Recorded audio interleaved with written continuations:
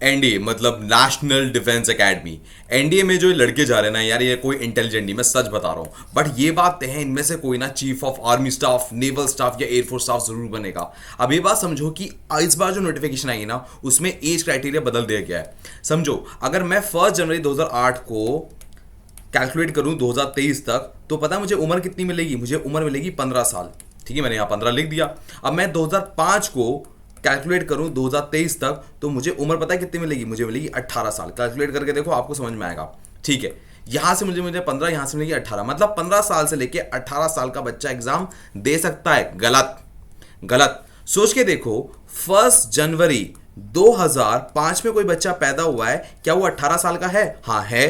पर क्या वो एग्जाम दे सकता है? नहीं। क्यों नहीं दे सकता? इसमें यहां लिखा है कि 2 जनवरी 2005 से पहले कोई भी बच्चा पैदा हुआ है, वो एग्जाम नहीं दे सकता। सेम वे 2 जनवरी 2008 के एक दिन बाद भी अगर कोई पैदा हुआ है, एक दिन बाद, वो एग्जाम नहीं दे सकता। तो आपको समझना पड़ेगा कि ये बात तो तय है कि जो बच्चा थर्ड 3 जनवरी को पैदा हुआ है, 3 जनवरी को, वो एग्जाम के लिए एलिजिबल है। वो एग्जाम के लिए बिल्कुल एलिजिबल है। ठीक है ना, बिल्कुल एलिजिबल है। अब ऐसे ही यहां पर 31 दिसंबर 2007 में जो पैदा हुआ है, वो बिल्कुल एलिजिबल है। बट उससे बाद में एलिजिबल नहीं है। बात समझो, इस बात को दोबारा बताता हूं मैं क्या कह रहा हूं, ध्यान सुनना। जो बच्चा 1 जनवरी को पैदा हुआ है, वो एलिजिबल नहीं है। नॉट अर्लियर 2 जनवरी, उससे पहले नहीं पैदा होना चाहिए। नॉट लेटर, 1 जनवरी के बाद पैदा नहीं होना चाहिए। बात समझ में आ रही है? ये बात क्लियर होनी बहुत जरूरी है। अगर आप ये बात समझ गए हैं तो हाँ सर, बात समझ गए ना। जरा समझो क्वालिफिकेशन में क्या है। कोई भी बच्चा जो 12th का एग्जाम दे रहा है, 12th में है, या 12th के इक्विवेलेंट जैसे डिप्लोमा कर रहा है, वो भी दे सकता है। यहां पर लिखा हुआ है इक्विवेलेंट एग्जामिनेशन है कोई, तो बिल्कुल दे सकता है। बात समझ में आ गई? मतलब कोई भी बच्चा 12th या 12th के बराबर कोई भी एग्जाम है, वो दे सकता है। ठीक है ना। समझो स्ट्रैटेजी। बेटा स्ट्रैटेजी के केस में ये है कि मैं आपको एक एक कोना बताऊंगा जहां से एग्जाम छपा छपाया आएगा। मैं आपको वो सारे इंपॉर्टेंट टॉपिक बताऊंगा जहां से एग्जाम में पूछा जाएगा। मैं वो सारी किताबें बताऊंगा जिनको आप स्किप नहीं कर सकते इस एग्जाम को निकालने के लिए। बात समझ में आ रही है? नाउ मेरा नाम है Shubham Washne and my aims to take you one step towards your uniform. देखो बेटा, पेन दो टाइप के होते हैं, एक होता है रिग्रेट का, एक होता है डिसिप्लिन का। रिग्रेट में बच्चे में आपका एनडीए नहीं निकला, वो हो गया। डिसिप्लिन का हो गया, भैया मैं डिसिप्लिन हूं और मैं निकाल के रहूंगा, ये हो गया। बट बेवकूफ हरकत क्या होती है समझो। Physics, chemistry, biology, history, geography, polity, economics, current affair, maths, आप 1 2 3 4 5 6 7 8 9 और एक इंग्लिश 10। आप जब ये 10 के 10 करने की कोशिश कर रहे हो ना, तो ये बेवकूफ हरकत है। बिल्कुल बहुत बड़ी दिक्कत है। आप 10 के 10 नहीं कर सकते हो, क्योंकि 10 में मान लो सब में 10 ही चैप्टर हैं, तो कितना हो गया? 10 × 10 100। 100 चैप्टर आप 90 दिन में, 90 डेज में, या 90 डेज क्या 60 डेज में, 60 डेज क्या 30 डेज में, या 6 मंथ में नहीं कर पाओगे। बेटा आपके बोर्ड एग्जाम्स भी होते हैं, आप नहीं कर पाओगे। आपको समझना पड़ेगा, स्मार्टली काम करना पड़ेगा, और स्मार्टली काम करने में आपको सेलेक्टिव करना पड़ेगा। डिसिप्लिन का मतलब ये नहीं है कि सब कुछ पढ़ने लग जाओगे, कि भैया यहां से उठाओगे और पूरे चांद को खींच डालोगे अपने पास। बेटा ये पॉसिबल नहीं है। आपको स्मार्ट बनना पड़ेगा। ये लाइन मैंने उठाई इंस्टाग्राम से थी, पर मैं इसको समझाना चाहता था, क्योंकि इंस्टाग्राम से मोटिवेट होना आसान काम है, बस को डिटेल में समझना आसान काम है। आपको हर हाल में जो इंपॉर्टेंट टॉपिक्स हैं उनको ही कवर करना है, उसके दम पे निकल जाता है एग्जाम। बिल्कुल। मैं आपको बताऊं, मैं फर्स्ट अटेम्प्ट में फेल था, मैं सेकंड अटेम्प्ट में फेल था, मैं थर्ड अटेम्प्ट में फेल था, बट फोर्थ अटेम्प्ट में पास इसलिए हुआ क्योंकि मुझे ये वाले टॉपिक्स किसी ने बता दिए थे। वही मैं आपको बताने चाह रहा हूं, ध्यान सुनेंगे मेरी बात। अब मैं आपको जब सब कुछ बता रहा हूं तो आपको समझना पड़ेगा, यूपीएससी की जो जर्नी है वो स्ट्रेट जर्नी नहीं है, एकदम स्ट्रेट जर्नी नहीं है, इसमें टर्न्स भी हैं। अगर मान लो किसी हाईवे पे आप सीधे चलते जाओ, आपने टर्न कोई मिस कर दिया, तो क्या होगा? घूम के आना पड़ेगा। जो जर्नी 5 किलोमीटर की हो सकती है, वो 20 किलोमीटर की भी हो सकती है। फिर समझ मेरी बात? तो आपको हर टर्न समझना पड़ेगा यूपीएससी का, मैं आपको हर टर्न समझाऊंगा। ठीक है। अब आपको मैं अपना नंबर भी देता हूं, मेरा नंबर ये है, इस पे आप कॉल कर सकते हो, और थ्रू आउट द वीडियो आपको ये यहां पर दिखेगा। क्लियर है? बात समझ में आ रही है? अब मैं जब आपको एनडीए के बारे में बता रहा हूं तो थोड़ा बहुत आपको पता है। अभी मैं आपको प्रॉपर वे में स्ट्रैटेजी बता दूंगा, तो आपका मन करेगा मैं पढ़ लूं। पढ़ने के साथ आपका मन करेगा कि यार मैं पढ़ नहीं पा रहा अब रोज, मतलब मैंने जो जोश में स्टार्ट तो कर लिया, पढ़ नहीं पा रहा हूं, तो मुझे किसी तरह से कंसिस्टेंसी आपकी डेवलप करानी पड़ेगी। और जैसे ही आपने रोज पढ़ने की, मैं दोबारा बोल रहा हूं, रोज पढ़ने की कंसिस्टेंसी डेवलप कर दी, ये यूनिफॉर्म दूर नहीं है, एग्जाम निकल गया। मैंने जब चौथे अटेम्प्ट में निकाला तो मेरे पास दो खास बात थी, क्या थी? इंपॉर्टेंट टॉपिक्स बताते और मैं रोज पढ़ पा रहा था। रोज पढ़ना बहुत जरूरी है, अदरवाइज गेम ओवर है। समझ रहे मेरी बात ना? जरा समझो मेरी बात। पेपर का पैटर्न समझते हैं जरा। मैथ्स का टोटल पेपर होता है 300 नंबर का, 2.5 घंटे का पेपर होता है। जीईटी का होता है 600 नंबर का और 2.5 घंटे का पेपर होता है। टोटल पेपर हो गया 900 नंबर का। बच्चों का क्या मानना होता है कि जीईटी में जो एक क्वेश्चन है वो 4 नंबर का है, मैथ्स में 2.5 का है, तो सबसे ज्यादा मेहनत करनी है जीईटी में। जीईटी को ये 4 to 5 आवर्स का समय दे देते हैं, ये इम्पॉसिबल है। अगर आप 4 to 5 आवर्स का समय दे रहे हो तो ये बात तय है, ये एग्जाम नहीं निकलेगा, नहीं निकलेगा, नहीं निकलेगा। बात समझो, एग्जाम तब निकलेगा जब आप मैथ्स में सबसे ज्यादा टाइम दोगे, 4 to 5 आवर। आप किसे पूछना जिसका एनडीए एग्जाम नहीं निकला, वो पता है क्या बताएगा? एनडीए एग्जाम उसका नहीं निकलता जो मैथ्स में 75 मार्क्स भी ना ले पाए। और बहुत सारे बच्चे मिलेंगे, कोई बच्चा आपको कंप्लेन करता हुआ नहीं मिलेगा कि जीईटी में नंबर कम रह गए। वो सब कहेंगे भैया ये मैथ्स में कम रह गए, इस वजह से निकला, मेरा मैथ्स संभाल लूं किसी तरह से। तो आप समझो, मैथ्स में आपको सबसे ज्यादा मेहनत करनी है। कितने घंटे मेहनत करनी है? 4 से लेके 5। कितना? 4 से लेके 5। Very good. नाउ मैं आपसे बात पूछना चाहता हूं, एनडी की कट ऑफ कितनी होती है? एनडी की कट ऑफ आप देखोगे 288 से लेके 355 तक बैठेगी, 288 से लेके 355 तक। बट आपको समझना है कि ये कट ऑफ लाना मुश्किल काम नहीं है। मुश्किल क्या होता है मैं समझाता हूं। हिप्नोटाइज होना। हिप्नोटाइज होना किस चीज के लिए? इस चीज के लिए कि मैं इंपॉर्टेंट टॉपिक्स को ही पकड़ के चलूंगा। मैं समझाता हूं मैं क्या कहना चाह रहा हूं, आप मेरी बात नहीं मानोगे, बट अगर आप मेरी बात समझ गए ना तो आपको मुझे बिरयानी खिलानी पड़ेगी। मेरा एड्रेस है चौधरी चरण सिंह, या गूगल पे डाल लेना सेल्फ सिलेक्शन बोर्ड, मैं आपको मिल जाऊंगा। गूगल पे सेल्फ सिलेक्शन बोर्ड डाल लेना, मैं आपको एकदम मिल जाऊंगा। समझो मेरी बात? तो बिरयानी बेटा खिलानी पड़ेगी। देखो मेरी बात ध्यान से, आपको समझना है कि जब इस एग्जाम की बात हो रही है तो इस एग्जाम में 3 पिलर हैं। क्या है? Maths, science, English. Math, science, English में देखो, मैथ्स में 300 नंबर की वेटेज, साइंस में 220 की, इंग्लिश में 200 नंबर की। 300 में से अगर मैं मान लो 150 नंबर लिया हूं और साइंस में 110 नंबर लिया हूं और इंग्लिश में 100 नंबर लिया हूं, तो टोटल कितना बैठा? 360। कट ऑफ कितने पे आ रही थी? कट ऑफ कितने पे आ रही थी जान? कट ऑफ कितने पे आ रही थी? अरे 355 आखिरी कट ऑफ है। हाँ, इसका मतलब खाली 3 सब्जेक्ट ऐसे हैं, खाली 3 सब्जेक्ट ऐसे हैं जिसके करने पे एग्जाम निकल जाएगा। क्या मेरी बात समझ में आ रही है? बिल्कुल बात समझ में आ रही है सब, बिल्कुल बिल्कुल। तो आपको मेक श्योर करना है हर हाल में मुझे बिरयानी खिलानी है। हाँ, साइंस मैथ्स तो करोगे ही करोगे तुम, साइंस मैथ्स तो तुम करोगे ही करोगे, मेरी बिरयानी मत छोड़ देना। एड्रेस मैं तुमको बता दिया था मेरी जान, भूल मत जाना गलती से भी। सिंपल गूगल पे डालो सेल्फ सिलेक्शन बोर्ड, मैं मिल जाऊंगा तुम्हें। अब बिरयानी की बात है, अभी थोड़ी और बात करेंगे जरा। अब पता है प्रॉब्लम क्या है इस एग्जाम को निकालने में? फियर। फियर क्या है? बोर्ड एग्जाम सर पे। फियर क्या है? अगर एनडीए नहीं निकला तो क्या? एनडीए तो मैंने क्लास 12 के साथ ही सोचा था, या मैं ड्रॉप करूं भैया, मेरा हर हाल में निकलना ही निकलना, मैंने मेरी लाइफ का क्या होगा? ये जो डर है ना, ये खतरनाक है। आप डर के साथ जिंदगी नहीं जी पाओगे। आप समझो, अगर आप खाली नंबर पे ध्यान दो ना कि 360 लेकर आने, तो आप एग्जाम आराम से निकाल लोगे। आप सोचो 360 लाने के लिए आज मैंने क्या पढ़ा, बस इतना सोचो। आपने देखा होगा कई आईआईटी की तैयारी करने वाले एनडीए निकाल देते हैं। क्यों भाई? उन्हें तो एनडीए का सपना ही देखा था, उन्हें तो सिर्फ आईआईटी का सपना देखा। एनडीए कैसे निकल गया? रूल नंबर 1, उनका जो पहला एंटायर फोकस था वो इन 3 सब्जेक्ट्स पे था, मैथ, साइंस, इंग्लिश। ये अपनी आईआईटी की तैयारी में यही 3 कर देते हैं और जिसकी वजह से निकल जाता है। ठीक है ना? अब बात समझो, जब इन्होंने 3 सब्जेक्ट करे हैं, ये 3 सब्जेक्ट के करे हैं, तो इनके मैक्सिमम नंबर 380 में रहते हैं। समझो, जो आईआईटी की तैयारी कर रहा होता है वो साइंस तो अच्छी उसकी स्ट्रांग होती है। अगर मान लो आईआईटी की तैयारी में अच्छे नंबर आ रहे हैं तो उसकी साइंस स्ट्रांग होती है, तो वो 220 में से आराम से 150 180 नंबर ले आता है, और ये इंग्लिश में मात्र 50 या 60 नंबर ला पाता है। ठीक है? अब जब इतना होता है, मैथ्स में इसके स्कोर आ जाता है 120 130। ये इंसान आराम से वही स्कोर जो बैठ रहा होता है 360 का वो ले आता है, आराम से कट ऑफ क्लियर हो जाती है। ठीक है ना? बट बेटा आप समझो मैं क्या बोलना चाह रहा हूं। मैं आईआईटी की कहानी से नहीं बोल रहा कि आईआईटी को प्रमोशन कर रहा हूं, आईआईटी की तैयारी करो, आईआईटी की तैयारी। नहीं, मैं समझाना ये चाह रहा हूं, तुम्हारे मोटिवेशन से, तुम्हारे डर के साथ से कुछ नहीं होगा। होगा तब ये जब तुम इस स्कोर के पीछे भागोगे। 360 लाने के मुझे क्या करना है, 360 लाने के लिए क्या करना है, इसको करने के लिए मुझे क्या करना है। जब तक तुम्हारे दिमाग में ये नहीं होगा तब तक एग्जाम नहीं निकलेगा। अब काफी सारे बच्चों का मानना होता है कि यार पॉलिटी करनी है, ज्योग्राफी करनी है, इकोनॉमिक्स करनी है, करंट अफेयर करनी है।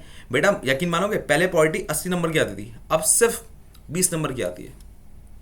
ठीक है ना? ज्योग्राफी 80 होके ये 120 हो गई है, बट फिर भी बेटा क्या ये 120 इनसे बड़ा है? नहीं है सर, किसी हाल में नहीं है। तो बात समझो, इस एग्जाम को निकालने का पहला नियम यह है कि किसी भी हाल में आप इन तीनों को ही फोकस करोगे। Polity, geography, economics, current affair करने में फोकस नहीं करोगे, वरना फंस जाओगे। नाउ मैं आपको एक नई बात बताता हूँ। यस, कट ऑफ आती है 288 से लेके 355 तक, बट बेटा समझो अगर मेरिट में आना है तो 400 नंबर लाने पड़ेंगे रिटन में, और गर्ल्स के लिए 500 नंबर लाने पड़ेंगे रिटन में। अब सर क्या कह रहे हो आप, मैं बताता हूँ। मेरिट लिस्ट क्या होती है, मान लो एक रूम है, एक रूम में 100 लोग आ सकते हैं, बैठना जो चाहते हैं वो है 500 लोग, तो 100 लोग कैसे डिसाइड करूं कि भैया कौन होंगे। तो मैंने कहा जिनके रिटन के मार्क्स और एसएसबी के मार्क्स प्लस करके सबसे ज्यादा होंगे वो 100 लोग रूम में बैठेंगे। तो एसएसबी में लगभग सबके मार्क्स सेम होते हैं, सबके मार्क्स सेम होते हैं, वो होते हैं अराउंड 360। बहुत रेयर किसी बच्चे के 400 होते हैं, वरना सबके मार्क्स 360 ही होते हैं। और यहां पर मार्क्स वेरी होते हो रहे हैं 288 से लेके 517 तक। तो बेटा समझो कौन जाएगा अंदर, जिसके रिटन के मार्क्स ज्यादा होंगे। बात समझ में आ रही है। और गर्ल्स की तो सीटें ही 14 हैं, तो इन 14 सीटों के लिए आपको 500 मार्क्स लाने ही लाने होते हैं। और ये 500 मार्क्स से डरना मत, मैं एग्जैक्टली बताऊंगा कैसे आएगा, पर पहले आपको फोकस क्या करना है कि हमारे जो मार्क्स रिक्वायर्ड हैं वो ये हैं। क्लियर है, इस बात पे हमें ध्यान देना है। बात समझ गए, बात समझ गए सर। अब जरा यहां पर और देखो जरा, अब देखो हमें बात समझनी पड़ रही है बोर्ड से, हमें थोड़ा सा ना एक थोड़ा सा ये होता है यार, बोर्ड तो ऐसे हैं कि यार देना ही देना है 12th, बट अपना सपना तो एनडीए। बट समझो बोर्ड एक ऐसी चीज़ है जो हमारी बहुत मदद कर सकता है। स्पेशली साइंस स्ट्रीम वालों की बताता हूँ, मेरी बात ध्यान सुना। साइंस स्ट्रीम वालों समझो तुम्हारा फिजिक्स, केमिस्ट्री और मैथ्स, ये तीन का लगभग सिलेबस सेम है जो एनडीए का है, कुछ खास अंतर नहीं है। ठीक है ना। इसमें जो अंतर बैठता है ना वो बैठता है ट्रिक्स का। अगर तुम्हें ट्रिक्स पता है तो तुमने एग्जाम निकाल दिया। अब मैं तुम्हें वो एग्जैक्टली बताऊंगा। ठीक है ना। सेम बात बायोलॉजी वालों के साथ होती है, तुम्हारे साथ प्रॉब्लम है तुम्हें मैथ्स नहीं पता, ठीक है ना, बट तुम्हें सबको समझाऊंगा मैं, समझो मेरी बात। सबसे पहले अगर हम फिजिक्स की बात करें तो आपको समझना पड़ेगा, आपके इलेक्ट्रोस्टैटिक्स भी आता है, आपके वेक्टर भी आता है, आपके बहुत सारे चैप्टर्स आते हैं, थर्मोडायनेमिक्स है वो भी होता है, पर वो एग्जाम के लिए उतना इंपॉर्टेंट नहीं है। एग्जाम के लिए सिर्फ और सिर्फ ये 6 टॉपिक इंपॉर्टेंट है। और यही बात मैं बताना चाह रहा हूँ आर्ट एंड कॉमर्स वालों को। आपको सोच रहे हो 11th-12th का मैथ्स आता, 11th-12th की साइंस आती है, नहीं नहीं नहीं नहीं नहीं नहीं नहीं नहीं, सिर्फ यही टॉपिक हैं जो हाईएस्ट इंपॉर्टेंट है, और ये क्लास 9th में और क्लास 10th में है। ये आपको ये कॉपी पेस्ट मिलेंगे, यकीन नहीं आ रहा मेरी बात को, मैं बताता हूँ। I don't know whether you remember कि रिएक्टिविटी सीरीज वाला क्वेश्चन आपने 9th में पढ़ा था और ये आ रहा है। अगर आपको याद हो तो आपने ना ये वाला क्वेश्चन भी पढ़ा था, ये सारे क्वेश्चन उसी के हैं। ब्रॉन्ज किसका अलॉय है, ये भी आपने 9th-10th में ही पढ़ा था। ये जो इलेक्ट्रिक बल्ब का जो फिलामेंट होता है वो किससे बना होता है, ये भी आपने 9th-10th में पढ़ा था। अब आपने ये वाले क्वेश्चन भी पढ़े, पर ये आपको याद नहीं आ रहे होंगे क्योंकि ये एनसीईआरटी के छपे छपाए हैं। जो मैंने अभी आपको तुमको दिखा है वो तो तुम्हें मार मार के याद कराए गए हैं, मार मार के याद कराए गए हैं, इसलिए तुम्हें याद आ रहा होगा हाँ ये तो है एग्जाम में। बट इनमें से कोई सा भी एक भी ऐसा क्वेश्चन नहीं है जो 9th-10th की एनसीईआरटी से बाहर आ गया हो। बात समझ में। बट हमें करने कौन से टॉपिक है, करने कौन से टॉपिक है, ये वाले हाईएस्ट प्रायोरिटी में हमारे ये हैं। अगर हमने ये नहीं करे तो हमारा एग्जाम निकलना तय नहीं है, समझ लो, कंफर्म नहीं है। एग्जाम तब निकलेगा जब ये टॉपिक होंगे। फिजिक्स बात समझाएंगे सर, केमिस्ट्री समझो भाई, physical chemistry, organic chemistry, inorganic. Organic chemistry में आता है कार्बन कंपाउंड, इनऑर्गेनिक आता है पीरियोडिक टेबल। इन दोनों को कोई भी बच्चा जो आर्ट कॉमर्स का है वो हाथ नहीं लगाएगा, इससे एक एक क्वेश्चन आता है, एक एक क्वेश्चन बस। फिजिकल केमिस्ट्री से आपके अराउंड आराम से अप्रॉक्सीमेटली 10 से लेके 20 क्वेश्चन आपको आराम से मिल जाएंगे, ठीक है ना। 10 से लेके 20 क्वेश्चन सर, क्या बात करो, 10 से 20 तो बहुत होते हैं। मैं समझाता हूं मैं क्या कहना चाह रहा हूं, समझो। ये 10 से 20 का आपको आंकड़ा समझना पड़ेगा क्या है। Physics, chemistry and bio total जो आती है 220 नंबर की आती है। समझो मेरी बात, मैं क्या कह रहा हूं, 220 नंबर की। अब 220 नंबर को आप तोड़ दो तो ये आपका बैठेगा 120, 80 और 40। जब आप इसको देखोगे तो आप इसे 4 से डिवाइड करके आराम से 20 क्वेश्चन देख सकते हो, और यही 20 क्वेश्चन है। कई बार पूरी की पूरी ऑर्गेनिक इनऑर्गेनिक आती भी नहीं है। तो आपको ये बात समझना है कि जो साइंस स्टूडेंट हैं वो पूरा करें, जो नॉन साइंस स्टूडेंट है वो खाली फिजिकल केमिस्ट्री पे ही ध्यान दे। समझो मेरी बात समझ रहा हूँ सर मैं आपकी। अब आता है बायोलॉजी, 1 2 3 4 5 कंफर्म टॉपिक है, देख लो, नहीं मेरी बात पे यकीन नहीं आया देख लो। सेल पे आपका क्वेश्चन आ गया, ठीक है ना। आगे देखोगे सेल पे दोबारा तुम्हारा क्वेश्चन आ जाएगा, और देखोगे तुम्हें सेल पे और क्वेश्चन मिल जाएगा। सेल एक ऐसा टॉपिक है बहुत बार आया, और मैं सारे टॉपिक आपको ऐसे दिखा सकता हूँ। Cell, tissue, heredity, evolution, disease, vitamin. सिर्फ एक टॉपिक बायोलॉजी के जो स्टूडेंट है ना उनको बहुत फायदा करेगा, क्या, मैक्रोन्यूट्रिएंट। ये मैक्रोन्यूट्रिएंट का जो टॉपिक है वो क्लास 11 से आता है, क्लास 11 की एनसीईआरटी से। तो बायोलॉजी के स्टूडेंट ही इस पे ध्यान दे, बाकी बच्चे सिर्फ इन टॉपिक पे ध्यान दे, आपको एग्जाम में छपे छपाए मिलेंगे। बात समझ में आ रही है? बिल्कुल। तो आपको एक बात समझ में आ गई होगी, चाहे फिजिक्स हो, चाहे केमिस्ट्री हो, चाहे बायोलॉजी हो, मुझे क्या करना है, 9-10 की एनसीईआरटी करना है। अब मेरी बात ध्यान सुनो। अभी इस वीडियो को देखने वाले दो टाइप के स्टूडेंट होंगे, enrol student and non enrol student, ठीक है? जो एनरोल स्टूडेंट है और नॉन एनरोल स्टूडेंट है, उन दोनों मेरी बात को ध्यान सुनेंगे। जो एनरोल स्टूडेंट है, मैंने ये अपनी वीडियो कराई है साइंस की, ठीक है ना? जो ऑफलाइन बैच में पढ़ रहे हैं उनको तो मैं अभी पढ़ाऊंगा, ठीक है? और जो ऑनलाइन बैच में है वो एक बात ध्यान रखें कि आपके यहाँ पूरी की पूरी वीडियो है, और वो वीडियो आपको ऐसी मिलेंगी जिनसे क्वेश्चन बाहर आएगा ही नहीं।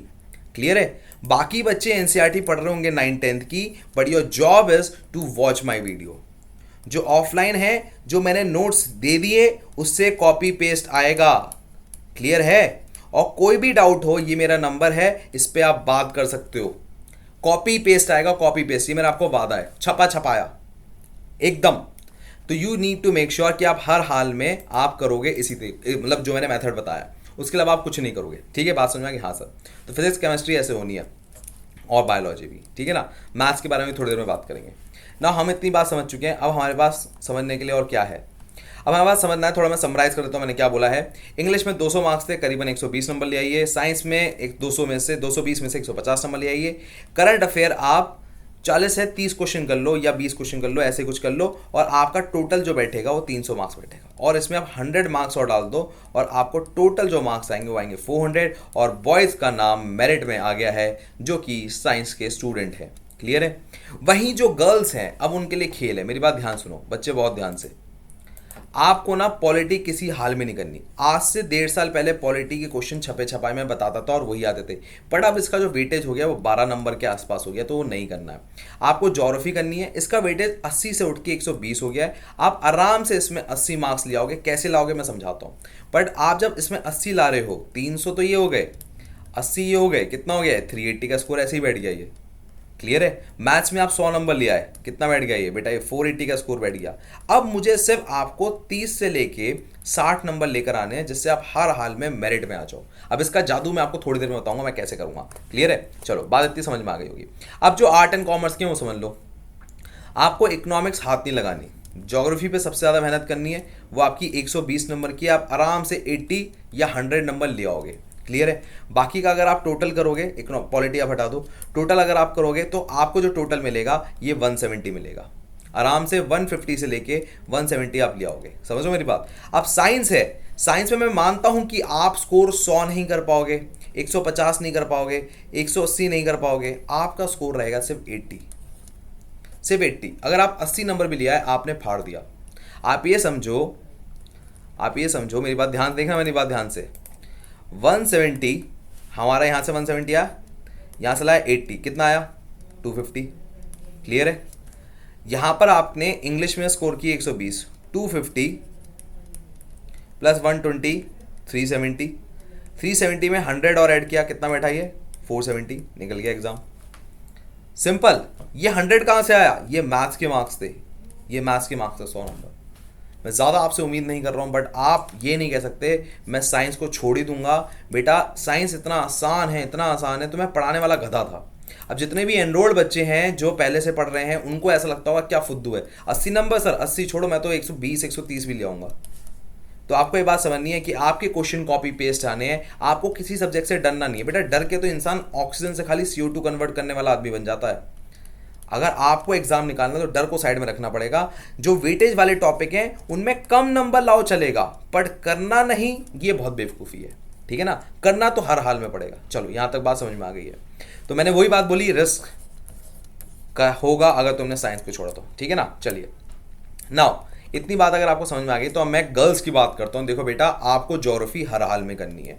अगर आज आप किसी बच्चे से जिसने एनडी का एग्जाम दिया, उससे पूछो बेटा इनमें से कौन कौन से क्वेश्चन आएगा, वो कहेगा ये आया, ये आया, ये आया, ये आया, ये आया, ये आया, ये आया, ठीक है ना, ये आया, ये आया, ये सारे क्वेश्चन आए हैं। कितने क्वेश्चन हो गए? 1 2 3 4 5 6 7 8 9 10, 10 के करीबन हो गए। हो सकता है काउंटिंग में गड़बड़ हो, पर 10 के करीबन हो गए। ठीक है ना? अब बेटा 10 क्वेश्चन एग्जैक्टली छपे छपाए आ रहे हैं 12 टॉपिक्स में से, ये तय है। मैं अभी भी शर्त लगा के बोल रहा हूं, इस बार का क्या, अगले साल का पेपर देख लेना, 6 से 7 क्वेश्चन तो फिर भी कंफर्म मिलेंगे।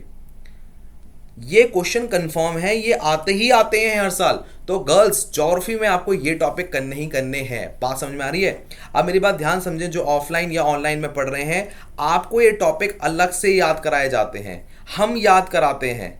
क्लियर है? तो आपको टेंशन लेने की कोई बात नहीं है। बाकियों को बात याद रखनी है, टॉपिक आपके पास है, आप ये कहीं से भी करो। ये टॉपिक आपको 9-10 की एनसीईआरटी में और 11th की एनसीईआरटी में आराम से मिल जाते हैं छपे छपाए। तो प्लीज मेक श्योर कि इन टॉपिक को छोड़ना मत, कैसे भी करो, कहीं से भी ढूंढो, यूट्यूब से करो, कहीं से भी करो, पर ये टॉपिक करने ही करने हैं। सारे टॉपिक यूट्यूब पे नहीं मिल पाएंगे, तो प्लीज मेक श्योर कि आप एनसीईआरटी को जरूर टच करना। किन से कह रहा हूं मैं ये? जो नॉन एनरोल्ड स्टूडेंट है, नॉन एनरोल्ड स्टूडेंट है, उनसे कह रहा हूं मेरे बच्चे। ये क्वेश्चन आपको लिटरली कॉपी पेस्ट मिलेंगे, और एनरोल्ड वालों को मैं कराऊंगा, बस मैंने याद करा दिया, कहानी खत्म, एग्जाम में वही आएंगे। क्लियर है? बात समझ में आ रही है? नाउ हम आते हैं ज्योग्राफी के नेक्स्ट पार्ट पे। देखिए बेटा, आपकी यूनिवर्सल ज्योग्राफी आती है 3 से 4 क्वेश्चन, और ये आती है एनसीईआरटी की 8th क्लास से। वहीं जो फिजिकल इंडियन ज्योग्राफी है वो आती है आपकी 11th क्लास से। ये अप्रॉक्सीमेटली 50% ऑफ पेपर रखती है, 50% ऑफ पेपर। वर्ल्ड ज्योग्राफी को आपको हाथ नहीं लगाना, उसके टॉपिक मैंने यहीं करा दिए, जो मोस्ट फ्रिक्वेंट है, जो मोस्ट फ्रिक्वेंट है वो मैंने आपको करा दिए। तो सबसे पहला आपका टॉपिक था यहाँ पर ये लेक बेसिन स्टेट, ये है। यहाँ पर आपका ओशन करंट है, और ये वाला, ये 3 टॉपिक वर्ल्ड ज्योग्राफी में आते हैं। तो आपको टाइम वेस्ट नहीं करना। पॉलिटी पढ़नी नहीं है, पॉलिटी पढ़नी नहीं है। इसमें अगर पढ़ना भी है तो खाली यही पढ़ना है, fundamental duties, fundamental right, DPSP and writs. ये कंफर्म आपका 1 से लेके 2 क्वेश्चन आपको दे देगी। Otherwise do not waste your time in reading polity, वरना फंस जाओगे। नाउ हम अगले स्फेयर पे चलते हैं, और अगला स्फेयर है करंट अफेयर। आप देखना कई यूट्यूब चैनल ऐसे होंगे जो आपको कहेंगे कॉपी पेस्ट क्वेश्चन आते हैं। कॉपी पेस्ट क्वेश्चन यहाँ से आते हैं, डिफेंस से, स्पोर्ट्स से, अवार्ड से, थीम से, इंपॉर्टेंट पर्सन से, ऑब्ituaries, बिल, एक्ट, यहाँ से ये क्वेश्चन आपको एग्जैक्टली छपे देखेंगे। आप देख लो पेपर में, आपको दिखेगा कि मिलिट्री एक्सरसाइज से क्वेश्चन आया है। डीआरडीओ, इसरो और एचएएल ने कोई जो मतलब प्लेन या कुछ बनाया है इंडियन आर्मी, इंडियन एयरफोर्स के लिए, वो आ रहा है। इसके बाद वेपन कौन से कमीशन हुए हैं भैया, क्या पता रफाल लिया है हमने, है ना, कोई चॉपर आ गया हमारे पास, हेलीकॉप्टर आ गया, तो वो पूछा जाएगा। क्लियर है ये बात? स्पोर्ट्स में आप देखना, स्पोर्ट्स में आपसे पूछा जाएगा table tennis, tennis, football, golf, hockey, इनसे कंफर्म क्वेश्चन देखा जाएगा। आप स्पोर्ट्स में ये भी देख सकते हो, कॉमनवेल्थ गेम, एशियन गेम्स और फीफा। लास्ट जो सीडीएस कह रहा हूँ, एनडीए हुआ था, उसमें आप इस चीज़ के कंफर्म क्वेश्चन देखोगे। वरना अदरवाइज आप अवार्ड देखो, अवार्ड भी देखो कंफर्म है। अवार्ड में Golden Globe, Oscar, Filmfare, Ramon Magsaysay, Booker Prize, Dada Saheb Phalke award, confirm confirm confirm question है ये। इंपॉर्टेंट पर्सन आना कंपलसरी है, इंटरनेशनल ऑर्गेनाइजेशन से क्वेश्चन आना कंपलसरी है। इस बात के लिए मैं आपको एक बात बताऊंगा, चाहे आप मेरे एनरोल्ड स्टूडेंट हो या ना हो, बट अगर आप टेलीग्राम ज्वाइन कर लोगे ना, इसकी पीडीएफ मैं आपको अगस्त मंथ में दे दूंगा। इसकी पीडीएफ मैं आपको अगस्त मंथ में दे दूंगा, और आपको दिखेगा छपे छपाए क्वेश्चन, एकदम छपे छपाए क्वेश्चन। आप उसे पढ़ के जाना, मैं आपको वादा कर रहा हूँ, सबके लिए टेलीग्राम। और इसका जो लिंक होगा टेलीग्राम का बेटा, मैं आपको कमेंट सेक्शन में डाल दूंगा, वहां से आप ज्वाइन कर सकते हो। ठीक है, चलो इतनी बात अगर आपको समझ में आ गई, थोड़ा आगे बढ़ते हैं जरा। अब आता है हमारे पास हिस्ट्री एंड इकोनॉमिक्स। आपको याद नहीं होगा, बट मैं आपको बताऊं कि मैंने आपसे वादा किया था कि 30 से लेकर 60 क्वेश्चन मैं आपके बताऊंगा कहाँ से आएंगे। बेटा वो आएंगे हिस्ट्री से। इकोनॉमिक्स हमें हाथ नहीं लगानी, 12 मार्क्स का आता है, कंफर्म नहीं है कहाँ से आएगा। हिस्ट्री हमारी देख लो। हिस्ट्री के केस में हमारे साथ क्या है, हिस्ट्री हमारी 3 हिस्सों में डिवाइडेड है, ancient history, medieval history, modern history. अब एंशिएंट हिस्ट्री में तो हमारा कोई काम नहीं है, इससे सिर्फ एक क्वेश्चन आता है, और वो कौन सा आएगा हमें नहीं पता। ठीक है ना। अब आता है मिडिवल आती है 50%, मॉडर्न आती है 50%, ये हमें करनी है। अब कहाँ से आ रही है समझ लो। हमारी जो मिडिवल मॉडर्न है वो ऐसे डिवाइड है, Mughal empire, Maratha empire, British empire. समझो मेरी बात, मैं क्या कहना चाह रहा हूँ। हमारा देश को सबसे पहले मुगल एम्पायर ने राज किया, आपको दिख रहा है, बिल्कुल सर। उसके बाद हमें मुगलों को हरा के मराठा एम्पायर ने देश पे राज किया, देख पा रहे हो आप। उसके बाद ब्रिटिश एम्पायर आया, जिसने पाकिस्तान और म्यांमार तक पूरा राज किया। समझ में आ रही है? हाँ सर, बिल्कुल समझ में आ रही है ना। जब उन्होंने पूरा राज किया तो हमें 3 पार्ट पढ़ने हैं। यही 3 पार्ट से आपकी जो है प्रॉपर मिडिवल हिस्ट्री है।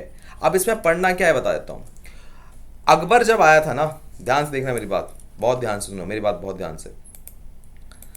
अकबर के राजा आने के बाद से मराठाओं को लगा कि मुगलों की ताकत कम होनी चाहिए, पूरे देश उनका नहीं हो सकता। तो जैसे ही अकबर आया, उसके बाद से हिंदुओं की लड़ाई अकबर से होने लगी। ठीक है ना। अकबर क्या करता था, जो दूसरे हिंदू राजा होते थे उनसे कहा करता था कि तुम मेरे अंदर राजा बन जाओ, मैं तुम्हें मारूंगा नहीं। ठीक है ना। तुमने किसी को हरा दिया पर मारा नहीं, तो मारोगे नहीं तो वापस आएगा, तो वो वापस आए। पर ये अब वापस आए मराठा एम्पायर के नाम पे। ठीक है ना। शिवाजी महाराज का वो दौर चल रहा था और तब उन्होंने यहाँ पर बाउंस बैक करना शुरू किया था। ठीक है ना। तो ऐसे मराठा एम्पायर बढ़ा। अब मराठा एम्पायर में जितनी भी लड़ाइयाँ मुगलों के साथ हुई हैं ये आपको पता होनी चाहिए। उनमें कोई समझौता हुआ है तो वो भी आपको पता होना चाहिए क्या समझौता हुआ है ना। फिर क्या हुआ, मराठा एम्पायर बड़ा हो चुका था, पर मराठा एम्पायर में क्या होता था, किंग कौन बनेगा, मतलब पेशवा कौन बनेगा, इसके पीछे की लड़ाई के चक्कर में मराठा एम्पायर के लोगों ने खुद के लोगों को दगा देनी शुरू की और ब्रिटिश एम्पायर के साथ मिल गए और ब्रिटिश एम्पायर इतना बड़ा एक्सपेंड हो गया। क्लियर है। तो यहां पर क्या हुआ, मराठा और ब्रिटिश एम्पायर के बीच में जो लड़ाई हुई वो आपको याद करनी है। क्लियर है। बात याद रखो बेटा, क्वेश्चन कॉपी पेस्ट आएंगे और चौधरी चरण सिंह मेरठ में मेरी लोकेशन है और बिरयानी नहीं खिलाई जब तुम्हें कॉपी पेस्ट क्वेश्चन आएंगे, तो मैं बता रहा हूँ तुम्हें पाप लग जाएगा, श्राप लग जाएगा, बता रहा हूँ। गूगल पे सर्च करके देखना सेल्फ सिलेक्शन बोर्ड और आपको ये लोकेशन मिल जाएगी और मेरी बिरयानी वहीं खिलानी है तुमको। ठीक है ना। चलो अब यहाँ तक की बात समझ आ गई। अब समझते हैं इंग्लिश। इंग्लिश में क्या सीन है मेरे बच्चे, ध्यान सुनो। इंग्लिश में ग्रामर के जो क्वेश्चन आते हैं वो आते हैं 20, वो कैब के आते हैं 20, ईडियम फ्रेजेस के 10। अब ग्रामर किसी की घटिया से घटिया हो 8 से लेके 10 क्वेश्चन तो आराम से कर लेगा। वो कैब बेटा 3 से 4 हो पाती है और ईडियम फ्रेजेस 1 या 2, यही बच्चा मात खा जाता है। उसको समझना पड़ेगा कि वो कैब जो आती है वो छपी छपाई आती है, ईडियम फ्रेज भी छपे छपाए आते हैं। ठीक है ना। नाउ जो बच्चे ऑफलाइन इंस्टीट्यूट में ऑलरेडी हैं तो उनको मैंने एक नोट्स प्रोवाइड कराए हैं जो कि आपको कॉपी पेस्ट मिलेंगे। अब कॉपी पेस्ट का मतलब क्या होता है, ध्यान सुनो। अब बच्चे मैं सभी के लिए बता रहा हूँ, एनरोल नॉन एनरोल के लिए दोनों के लिए, ध्यान सुन लो। कॉपी पेस्ट का मतलब क्या होता है, अगर 30 क्वेश्चन आ रहे हैं तो आप 25 से लेके 28 तक के क्वेश्चन आपको कॉपी पेस्ट दिखने चाहिए। समझो मेरी बात। अगर 25 से लेके 28 तक के आपके मार्क्स कॉपी पेस्ट नहीं दिख रहे और इसमें आप खाली 8 ही क्वेश्चन स्कोर कर पा रहे हो तो आपका स्कोर कितना बैठेगा, अराउंड 33 टू 36, और इतने ही ज़रूरी हैं। अगर आप 30 की मल्टीप्लाई 4 से करोगे तो 120 बैठेगा। समझो मेरी बात। तो मैं इतने ही क्वेश्चन आपसे चाह रहा हूँ कि आप 33 करें या 36 करें तो आप आराम से बढ़िया स्कोर उठाओगे। और अगर आपको याद आ रहा हो तो मैंने क्या बोला था, नहीं याद आ रहा हो तो दिखा देता हूँ। इंग्लिश में 120 मिनिमम है और 160 मैक्सिमम है।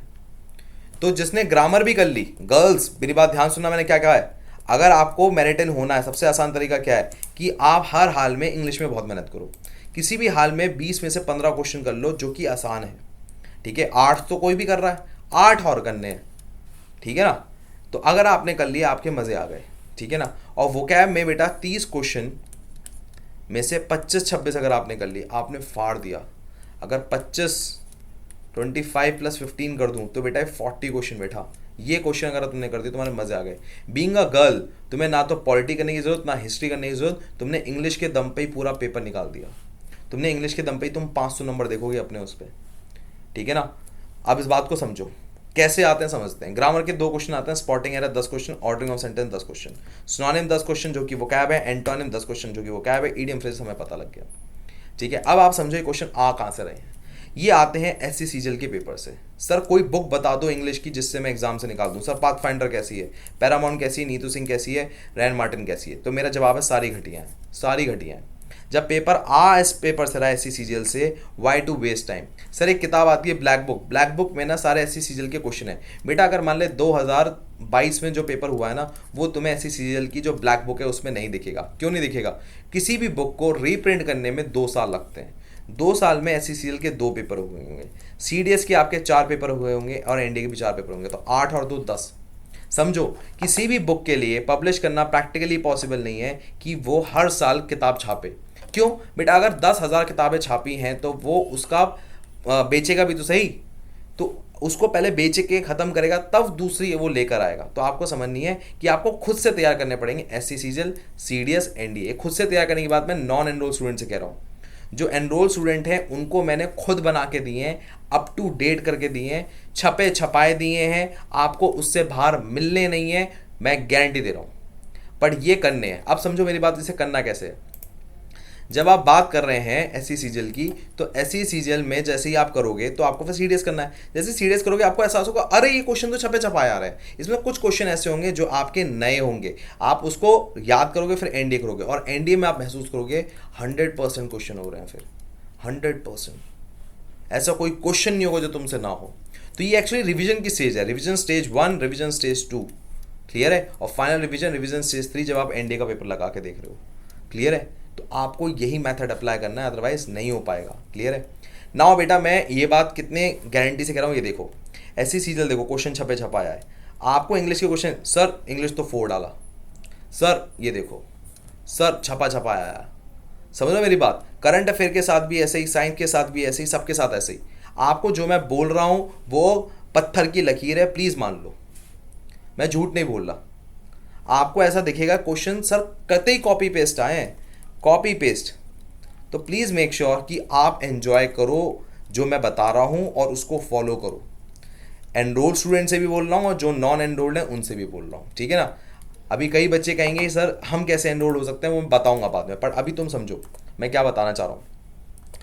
ये जो क्वेश्चन आप देख रहे हो ना, ऑब्सिक्योर, फ्रेल, हैपलेस, इररिफ्यूटेबल, प्लेंटिट्यूड, पैच्ड, एसेंट्रिक, ये आप आराम से एससी सीजीएल के पेपर में सीडीएस में देख पाओगे। आप सेम वे एंड सिनोनिम भी देख पाओगे और सेम वे आप ईडियम फ्रेज भी देख पाओगे।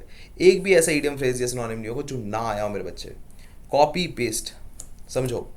नाउ अब हम समझते हैं पहले मैथ्स के टॉपिक क्या है, फिर हम बात करेंगे कि जो एनरोल्ड नहीं है, जो नॉन एनरोल्ड हैं, उनको आगे कैसे प्लानिंग करनी है, डे का शेड्यूल कैसे बनाना है। पहले आप समझो इतने सारे टॉपिक होते हैं, आपको समझना है इन फॉर्मेट में। मतलब पहले हमें करना है अलजेब्रा, हर हाल में अलजेब्रा करना है, जो कि 11th क्लास में था। इसकी ये सबसे आसान है और ये आराम से 26% तक का वेटेज रखता है। फिर हमें करनी है ट्रिगो, जो आराम से आपका 30% तक का वेटेज रखना है। फिर हमें करनी है ज्योमेट्री, पर ज्योमेट्री में हमें क्या करना है, हमें कोऑर्डिनेट ज्योमेट्री नहीं करनी है। बात समझ में आ रही है? हाँ सर आ रही है। हमें वो नहीं करना है, क्या नाम है उसका, 3D नहीं करनी है, वेक्टर नहीं करना है। हमें क्या करना है, straight line and circle, straight line और सर्कल हमें करना है। अगर हमने स्ट्रेट लाइन एंड सर्कल कर लिए तो हमने काफ़ी कर दिया। कैलकुलस में हमें एप्लीकेशन ऑफ डेरिवेटिव पे ध्यान देना है, लिमिट पे देना है, डिफरेंशिएशन पे देना है, पर इंटीग्रेशन को एकदम स्किप कर देना है, आप टच मत करो उसे। And the last is statistics. Statistics अगर आपने कर ली भाई साहब, ये बाउंसर मतलब ऐसा होता है ना कि एक बॉल बाउंसर आया, बाउंसर पे छक्का मार दिया, वो वाला हाल है ये सबसे लास्ट में करना होता है और आपको दिखेगा अरे बाप रे इतना आसान। समझो अब आप जरा एक बात समझो, मैं आपको एक बात बताता हूँ, आपको यकीन नहीं होगा। आपको मैथ्स में लेकर आना है 100 मार्क्स आउट ऑफ 300, मतलब ये अराउंड 26% आता है, ये अराउंड 30% आता है, ये अराउंड आपका 26% आता है, 26 किलो 25% किलो। कैलकुलस आपका 33% आता है, स्टैटिस्टिक्स आपका 20% आता है। अगर आप सब में 10-10% निकाल लो, 10-10%, खाली 10-10%, कितने टॉपिक हैं, 1 2 3 4 5 5, सब में 10-10% भी निकाल लूँ तो आपके 50% बैठेगा पेपर। मैं तो सिर्फ तुमसे सिर्फ 30% पेपर करने को कह रहा हूँ। तो बेटा समझो आपको करना ही ये है। अब कई बच्चे क्या करते हैं ना, जो मैं बताता हूँ उसमें भी स्किप करने लगते हैं। बेटा नहीं, स्किप नहीं करना है, स्किप नहीं करना है। इनवर्स ट्रिगो सब छोड़ दूँ, नहीं करनी है। एक क्वेश्चन आएगा फिक्स आएगा। हाइट एंड डिस्टेंस छोड़ दूँ, नहीं, फिक्स क्वेश्चन है, आना ही आना तय है, करनी ही करनी है। बात समझ में आ रही है? ये छोड़ दिए तो गड़बड़ हो जाती है। मेरी बात ध्यान सुनो। अब यहाँ तक अगर आपकी बात हो गई तो आपको ये बात समझना पड़ेगा कि जो कुछ टॉपिक्स हैं जैसे मैट्रिक्स एंड डिटरमिनेंट, ये अलजेब्रा में नहीं आता, पर 11 से लेके 12 क्वेश्चन आते हैं।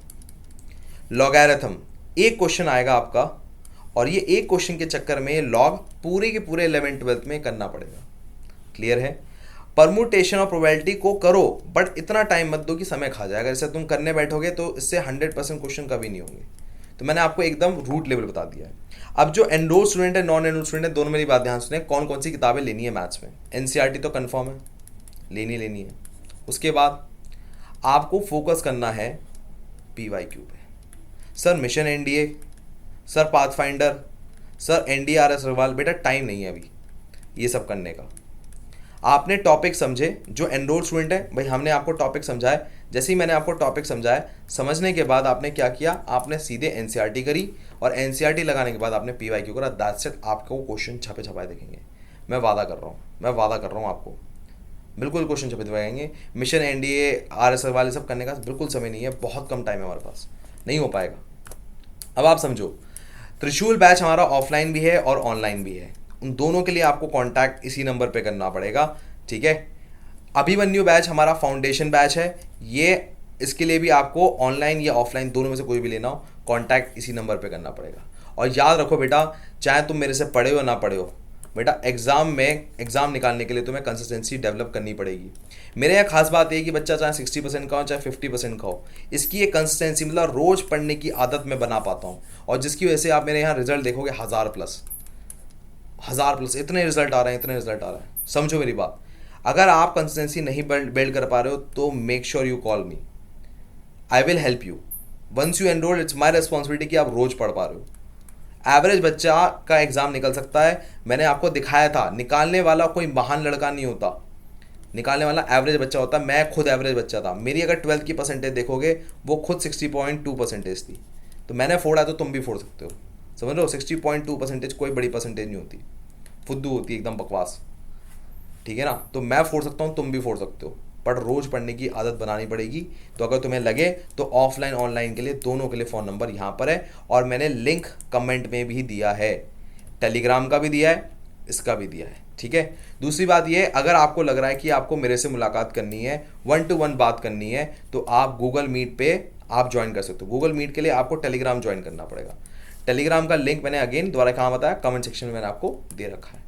याद रखो, एग्ज़ाम निकालना मुश्किल नहीं है, तुम्हारे इरादे मजबूत होना मुश्किल है, समझ लो, रोज़ कंसिस्टेंसी करना मुश्किल है। तो चलिए, आप में से जो मेरे से पढ़े ठीक, ना पढ़े ठीक, पर मेरी बिरयानी मत भूलना। लोकेशन का लैंडमार्क है चौधरी चरण सिंह, या गूगल पे डालो सेल्फ सिलेक्शन बोर्ड, मैं आपको मिल जाऊंगा। चलो, मैं देता हूँ आपसे विदा, जय Hind, take care, bye bye. अच्छा हाँ, एक बात और, इसका पूरा PDF तो कमेंट सेक्शन कह रहा हूँ मैं, टेलीग्राम पे है, टेलीग्राम पे इसका पूरा PDF टेलीग्राम पे है, और टेलीग्राम का लिंक कमेंट सेक्शन पे है, ठीक है ना, ये बात है। चलिए, थैंक यू, बाय बाय।